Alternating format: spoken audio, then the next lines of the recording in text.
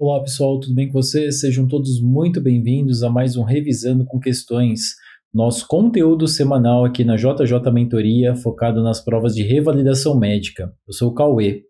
Pessoal, vamos lá. Questão número 1.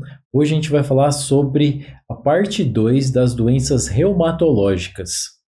Temos aí mais 5 questões da prova do INEP para a gente poder discutir. Uma mulher com 32 anos de idade, fazia uma viagem de ônibus quando subitamente começou a proferir frases desconexas e os gritos acusou outro passageiro de ter roubado seus pertences. O motorista do ônibus precisou interromper a viagem para tentar controlar a situação. No decorrer da viagem, os passageiros perceberam que se tratava de um comportamento anormal e a mulher foi levada para um hospital geral.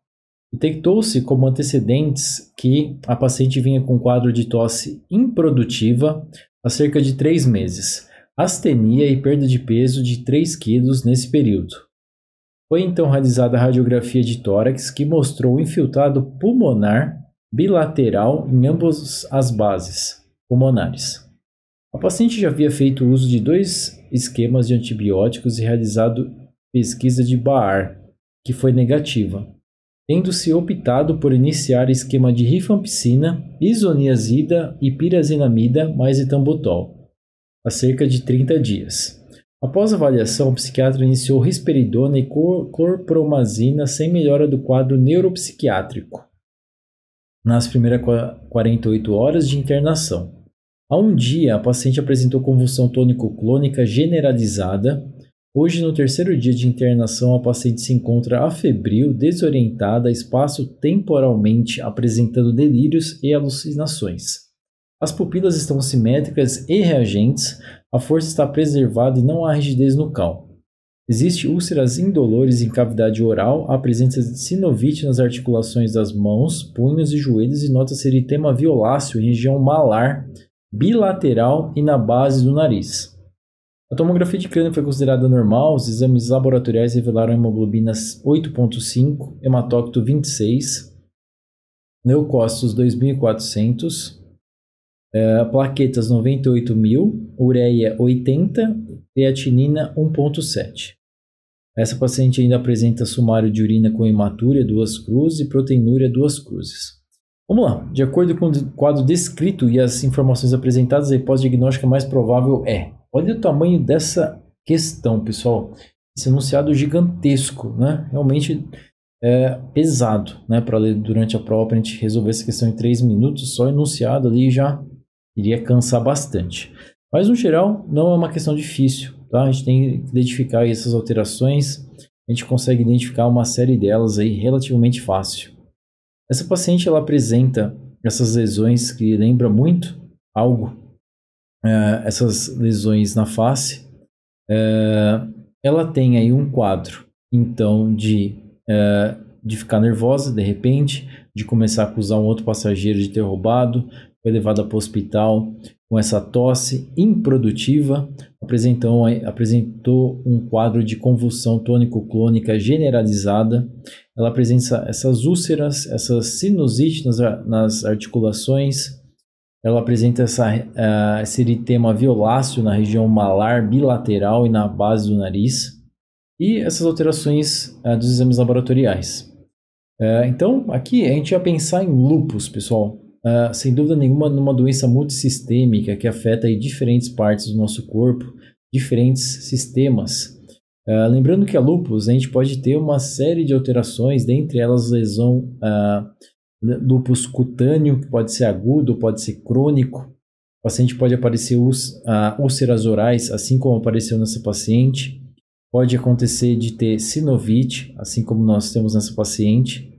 Pode acontecer de ter alterações renais, como temos nessa paciente.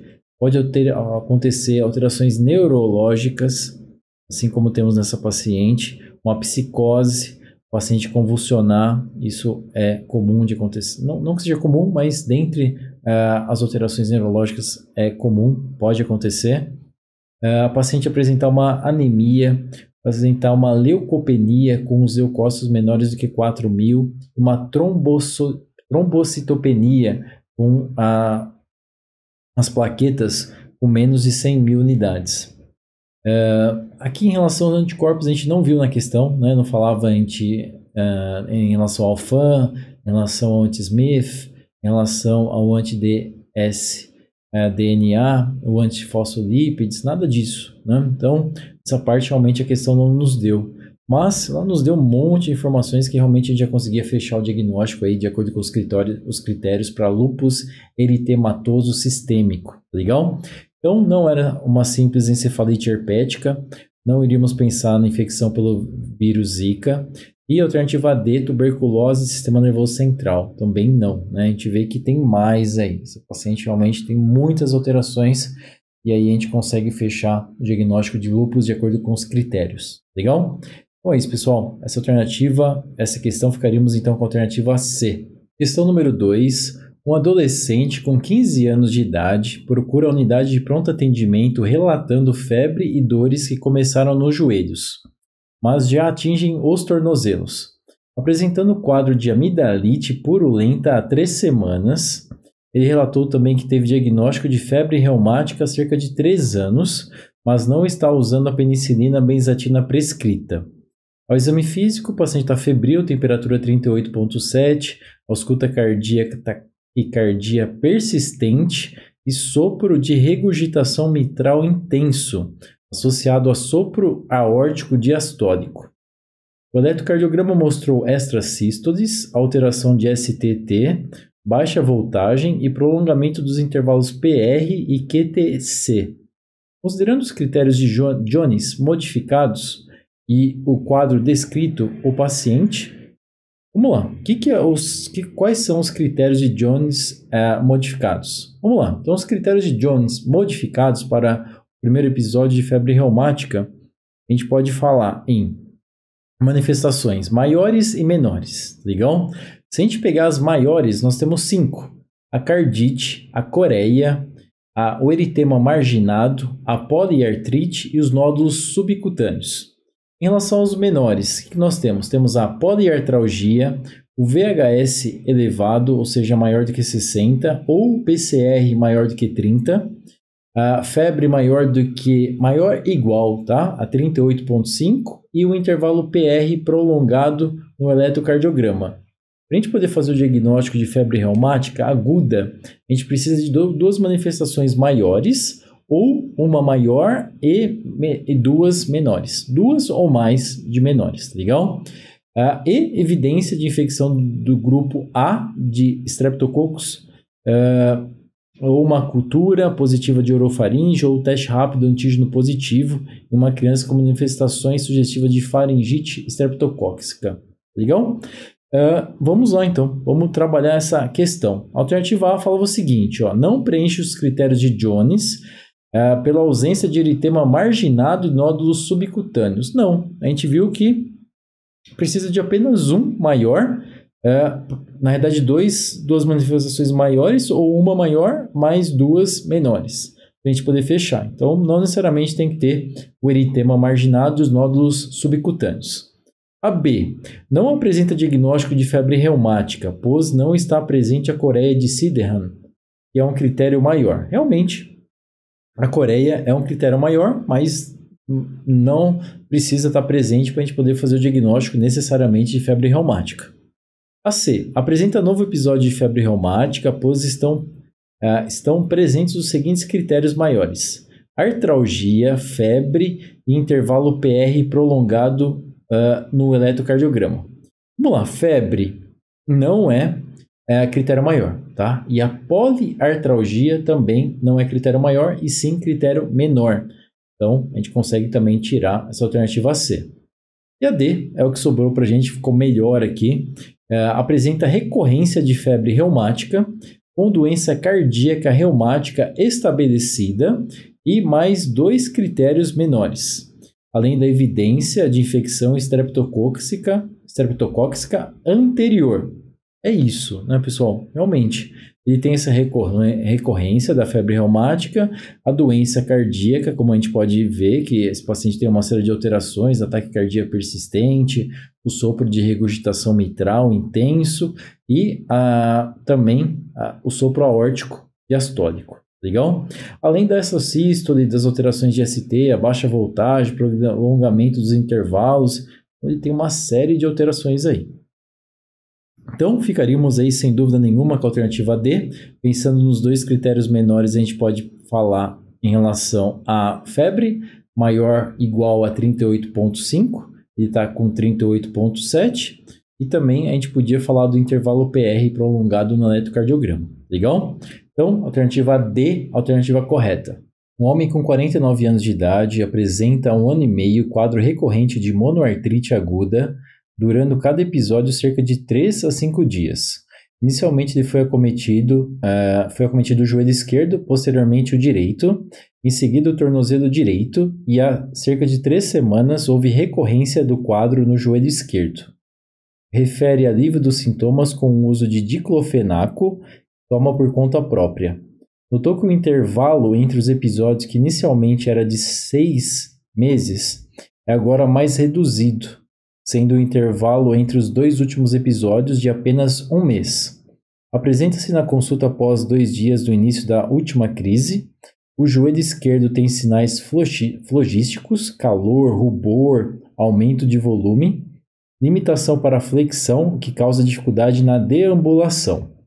Esse paciente relatou um episódio febril ontem, 37,6. O paciente é hipertenso e diabético há 10 anos, em uso de hidroclorotiazida, glibenclamida, ele refere tabagismo 5 cigarros dia e etilismo, cerveja, especialmente nos finais de semana. O diagnóstico do paciente e a conduta inicial a ser adotada são respectivamente. Vamos lá, pessoal, aqui basicamente a gente tinha que fazer o diagnóstico diferencial entre uma gota. Aqui a gente não tem um TOFO, né, para a gente poder pensar numa gota tofácea, mas aqui realmente ele não colocou como diagnóstico diferencial. Ele colocou gota não tofácea, artrite séptica, osteoartrite, e é isso, para a gente poder fazer o diagnóstico diferencial entre essas 3 doenças, tá legal? Esse paciente tem um quadro aí arrastado, né, há 1 ano e meio, ele teve esse quadro recorrente de monoartrite aguda, durante esses episódios entre 3 a 5 dias, inicialmente acometendo o joelho esquerdo, depois o joelho direito, depois indo para o tornozelo direito, com recorrência aí no joelho. Ou seja, ele tem essas alterações nos membros inferiores. Lembrando, pessoal, de uma doença que a gente chama de gota. A gota, basicamente, é uma doença inflamatória que acomete sobretudo as articulações. E ocorre quando a taxa do ácido úrico, não esqueçam disso, no sangue está em níveis acima do normal. A gente pode falar que o paciente tem uma hiperuricemia. Hiperuricemia. Okay? O que pode causar hiperuricemia? Por exemplo, a hidroclorotiazida. Esse paciente toma para tratar a hipertensão. É uma medicação que, sabidamente, causa a hiperuricemia. Legal? Então, isso já seria uma primeira dica. Não a primeira, né? Na verdade, já deu algumas. Mas seria mais uma dica aí para a gente pensar em gota não tofácea. Tá legal? Então, basicamente, o diagnóstico é feito a partir da clínica, né, da história clínica desse paciente, quando é bem feita, com uma boa anamnese, os exames mostrando uma elevada concentração de ácido úrico no sangue. Nesse caso, a gente não tem isso na questão. Outros exames também que podem ser solicitados é a radiografia e a dosagem de ácido úrico na urina. Tá legal? São exames também que podem ajudar a gente a fechar o diagnóstico de gota não tofácea. Nesse caso, o paciente com 49 anos, a gente não ia pensar nessa osteoartrite, e sim a gente ia pensar apenas na gota tofácea. Lembrando que a gota tofácea, normalmente a gente pode tratar a crise aguda com a colchicina ou algum outro anti-inflamatório não esteroidal, tá? E o allopurinol a gente deixa para tratar nos momentos que não está tendo crise. Aqui na alternativa A ele falava gota não tofácea, realizar artrocentese e iniciar o uso de allopurinol. Errado, né? Esse paciente está em crise. Nesse caso, a gente não vai fazer o allopurinol. Alternativa B, artrite séptica, realizar artrocentese e aguardar a análise laboratorial do líquido sinovial. Não, né? a gente viu que realmente a artrite séptica é uma doença bem importante, pensando nas doenças reumatológicas. A gente fez lá na parte 1 das doenças reumatológicas, a gente pegou uma questão com a artrite séptica, um caso bem diferente desse daqui. Aqui, a gota realmente é muito comum, né, com essa história, especialmente nas provas, né? Um paciente mais velho, numa meia-idade, normalmente hipertenso, que toma hidroclorotiazida, que faz uso de álcool, no caso etilista, toma cerveja, é o clássico aí para a gente poder pensar realmente na hiperuricemia, legal? Então, é um quadro clínico aí bem recheado, que realmente a gente começa a ler e fala, opa, já vi essa questão aqui falando sobre gota, né? Então, a gente acaba sendo bem direcionado. Por um lado é bom, por outro lado tem que tomar um certo cuidado para também não chegar muito enviesado e ir direto na gota sem pensar muito, tá legal? Aqui a alternativa C, ele falava gota não fácil, não realizar artrocentese, realmente nesse caso não vai adiantar nada fazer artrocentese, a gente tem que utilizar aí o anti-inflamatório não hormonal ou não esteroidal para esse paciente e basicamente esperar passar esse momento mais crítico, essa fase aguda da doença, para aí sim a gente poder colocar alguma outra medicação e fazer uma série de orientações para que ele possa melhorar a qualidade de vida, os hábitos, para que a gente possa tentar controlar essa concentração de ácido úrico. Assim, a tendência é que as crises ficam mais espaçadas ou mesmo não tenha mais crises. Legal? Então, ficaríamos com a alternativa C. Questão número 4. Uma mulher branca de 22 anos de idade vem à consulta ambulatorial com queixa de inchaço há cerca de uma semana. Inicialmente nos pés, com piora progressiva. Atualmente percebe até o rosto inchado. Há cerca de um mês refere astenia, náuseas, falta de apetite e mal-estar, bem como dores nos punhos e articulações interfalangianas proximais. No exame, encontra-se em regular estado geral, hipocorada 2 cruzes em 4, hidratada, temperatura axilar igual a 37,7. O paciente apresenta um murmúrio vesicular presente e simétrico, sem ruídos adventícios. O ritmo cardíaco regular em 2 tempos, sem sopros, tem uma pressão alterada, 16/11, frequência cardíaca também alterada, 120, um abdômen flácido, sem visceromegalias, tem um edema de membros inferiores 2 cruzes em 4, trouxe exame de sangue realizado no pronto-socorro há cerca de 3 dias. De acordo com o quadro a seguir, considerando a principal hipótese diagnóstica, a conduta no caso será solicitar. Vamos lá, uma questão típica do INEP. O INEP gosta de fazer isso, ele coloca ali um quadro bem florido para a gente, com uma série de características que lembra realmente uma doença. A gente cria uma hipótese diagnóstica na nossa cabeça e aí ele pergunta a conduta, tá legal? Tem muita questão do INEP que é assim. Vamos lá, o que nós tínhamos que pensar? Sempre quando a gente vê lá uma mulher branca, jovem, com uma artralgia, com alterações renais, com alterações em relação à pressão, uma taquicardia, a gente tem que pensar sem dúvida nenhuma em lúpus. Lúpus realmente é a doença para ser diferenciada para esses pacientes, tá legal? E o INEP, impressionante como gosta da doença lúpus, já caíram muitas questões relacionadas a lúpus, então realmente a gente tem que se atentar, porque é algo que tende a cair novamente no INEP, legal? Ou para fazer o diagnóstico diferencial, ou realmente vai ser a alternativa correta. Tinha uma questão do INEP que ele dava o diagnóstico para a gente, colocava lá lúpus, eritematoso sistêmico, e a gente tinha que saber quais os anticorpos específicos, quais deles seriam mais específicos. Lembrando que a gente tem que sempre lembrar do anti-Smith, que é o anti-SM, e o anti-DS-DNA, que é o anti-DNA de dupla hélice, tá legal? Vamos lá, vamos para as alternativas então. Alternativa A, sumário de urina, avaliação da função renal e pesquisa de autoanticorpos específicos, o anti-SM, que é o anti-Smith, e o anti-DNA nativo, que seria, a gente pode chamar também o anti-DNA de dupla hélice. Iniciar o enalapril 10 mg por dia para controle da pressão arterial. É uma possibilidade, legal? Aqui ele fala qual a principal hipótese diagnóstica, ele não fala qual o diagnóstico, tá? Então a principal hipótese diagnóstica é lúpus eritematoso sistêmico, fato. B. Avaliação do oftalmologista para investigação de uveíte, sumário de urina, proteína C reativa, iniciar dieta hipossódica com acompanhamento semanal da artrite. Errado, né? Como que a gente vai fazer um acompanhamento semanal dessa paciente? A gente precisa realmente acompanhar essa paciente mais próximo, realmente ver se ela tem alguma doença mais grave, legal? E só a dieta hipossódica, nesse caso, não iria ajudar muito. Alternativa C, ecocardiograma bidimensional, radiografia de tórax e avaliação da função renal.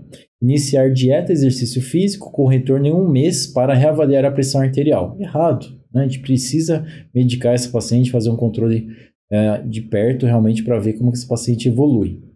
A D, radiografia das mãos e punhos e autoanticorpos com antipeptídeos citrulinados, o anti-CCP, e o fator reumatoide. Iniciar anti-inflamatórios não hormonais. Sempre lembrar, pensando na lúpus, então, de lúpus, lembrar desses dois, o anti-SM e o anti-DNA nativo ou anti-ds-DNA. Vamos lá. Em relação à alternativa E, radiografia de tórax, cultura de orofaringe e anticorpo anti-streptolizina O. Iniciar anti-inflamatório não esteroide para controle da febre e artrite. Não, né? Lembrando que, pensando nos autoanticorpos específicos, sempre vamos lembrar do anti-Smith e o anti-DNA nativo. Tá? Não esqueçam disso de jeito nenhum. Pensando em lúpus, a gente vai fazer depois até mesmo um card, eu acho, lá no Instagram, para não esquecer isso, porque realmente pode vir a cair novamente, tá legal? Então, alternativa A, ficaríamos com o sumário de urina, avaliação da função renal e pesquisa de anticorpos e iniciar o enalapril 10mg por dia para controle da pressão arterial. Questão 5. Uma mulher com 48 anos de idade, ela chega ao centro de saúde com história de dor e edema nas articulações interfalangianas proximais do terceiro e quarto dedos, metacarpofalangianas, metatarsofalangianas e nos pulsos, de comprometimento simétrico com cerca de 3 meses de evolução e melhora parcial com o uso de ibuprofeno de forma irregular.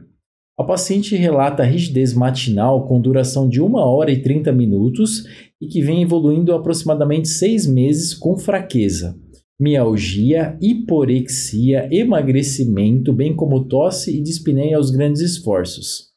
Essa paciente nega febre e outros sintomas. No exame clínico, a paciente encontra-se hipocorada, uma cruz em 4, em bom estado geral, linfonodos cervicais anteriores com cerca de 1 centímetro, livres de consistências fibroelásticas, sem sinais flogísticos. Observa-se edema, dor, calor e limitação de movimento das articulações descritas. Ausência de deformidades articulares, limitação discreta de movimento das articulações descritas, dolorimento e crepitações nas articulações temporomandibulares. Crepitações finas discretas holoinspiratórias em ambos hemitóraces.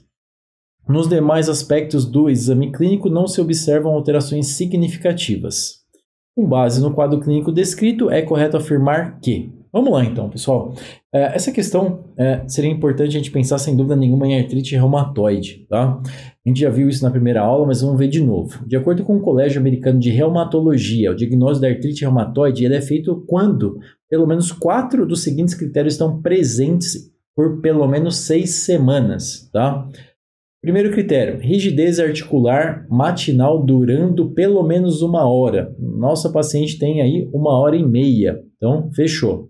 Artrite em pelo menos 3 áreas articulares. Nossa paciente tem. Artrite de articulações das mãos, punho, interfalangianas proximais, metacarpofalangianas. Nossa paciente tem.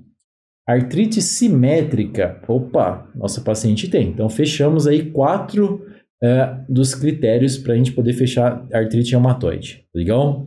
Os outros, vamos lá. Presença de nódulos reumatoides, presença de fator reumatoide no sangue, isso a gente não tem. Alterações radiográficas, erosões articulares, descalcificações localizadas em radiografias de mãos e punhos. Isso também a gente não consegue saber, não temos essa informação. Vamos lá, vamos trabalhar então com as alternativas. De acordo com os sinais e sintomas, a gente descobriu que ela tem artrite reumatoide de acordo com os critérios. Alternativa A, ausência de deformidades, como desvio ulnar, deformidade em botoeira, mãos em dorso de camelo, dedos em martelo, torna improvável o diagnóstico de artrite reumatoide. Errado.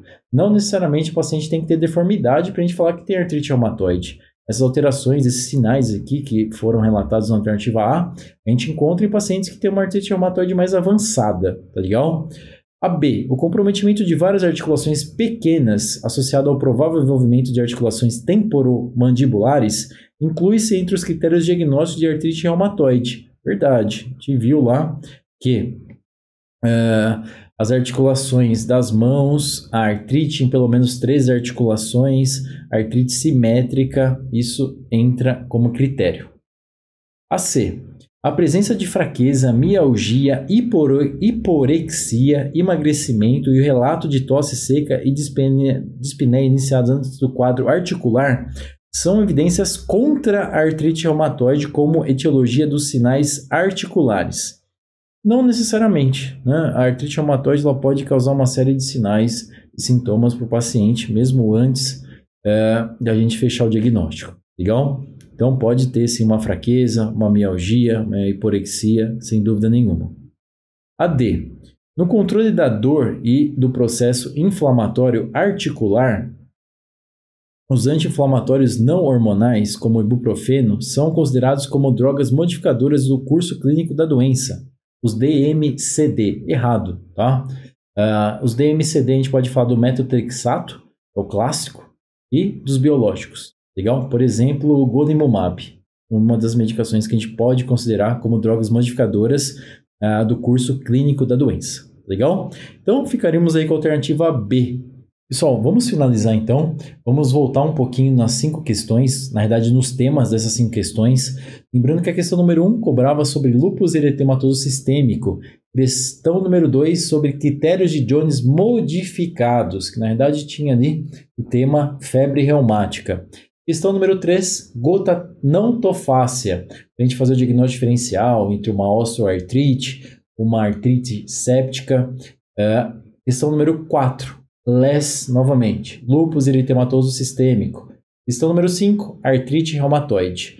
Então assim, vocês podem ver que não é tão comum de cair lá a púrpura de Notion Online, de cair um Churg-Strauss.